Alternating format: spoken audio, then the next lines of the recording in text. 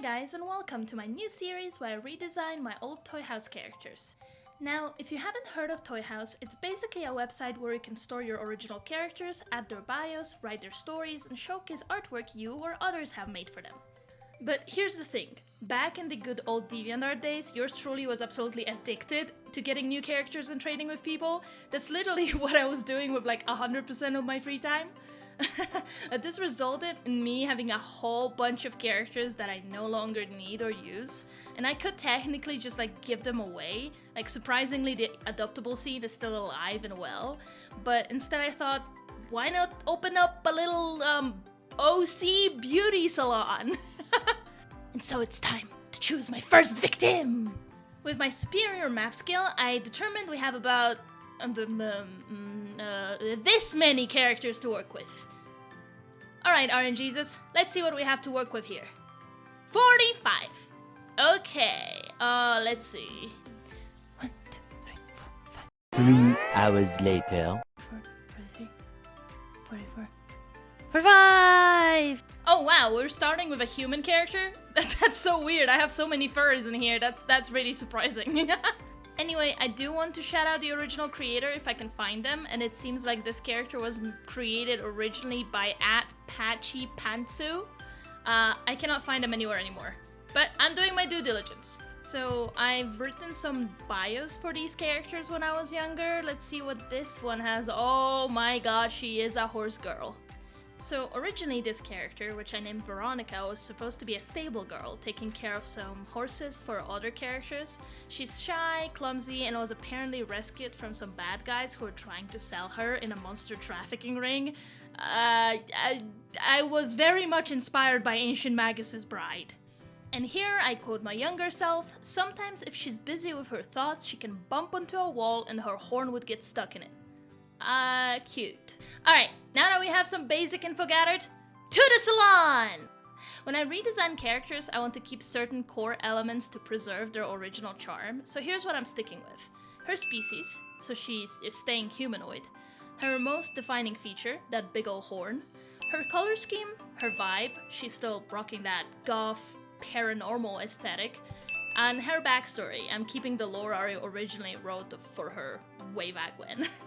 Now, before I move on to talking about the redesign itself, I want to mention that I do love her how she was originally designed. With this series, I'm not here to try to do a quote-unquote better job than the original, I'm just aiming to make it more mine, if that makes sense. Although I will be retiring that old design after I am finished. First thing first, she's becoming a unicorn. I mean, come on, a stable girl with a huge horn on her head? It's too perfect to pass up.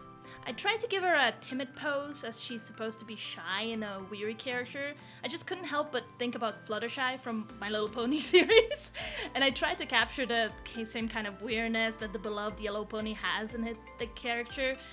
You know, her face is giving us a little shy side eye as she's tries to gather the courage to say hello to us. Aww. I think I subconsciously drew inspiration from those custom Monster High dolls people make. I can totally imagine her as one of these, you know, like, I used to watch way too much of Delightful. For her new design, I added some fawn-style hoofsies, cute little horse ears, and reworked her horn to be more swirly and, like, unicorn-like. I also gave her a long flowing tail because, let's be honest, the style of tails on horse characters is just it's just chef's kiss, okay? It's just so good. For her outfit, I wanted to balance her gothic aesthetic with her hands-on job. No frilly dresses or elaborate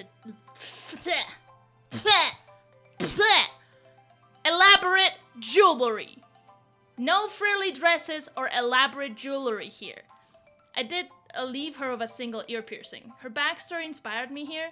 It reminded me of those like cattle ear tags. So in my mind, after escaping her captors, she kept the piercing but changed it to something that symbolizes her freedom. I just thought it was a neat touch. For her makeup, I stumbled across a goth look featuring a small forehead diamond, and it kind of reminded me of that mark that some horses have on their noses, so I thought it would be a neat detail to add. Additionally, I moved her band tattoo that originally was on her leg to her arm. I gave her a comfy top and left similar pants to her original design.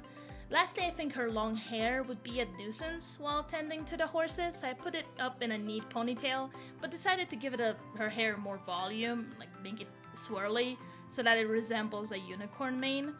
Now that I think about it, she still has a lot of hair that it'll probably still gonna be in. You know what? Don't worry about that. I mostly kept her original color scheme, but I made her shorts appear more denim. And there she is! Let me know what you think in the comments below. What would you change? What would you add? Thank you so much for watching, and I'll see you guys in the next video. Bye-bye! Editing Leah here. I forgot to add it, but please support me on Patreon, okay? Okay.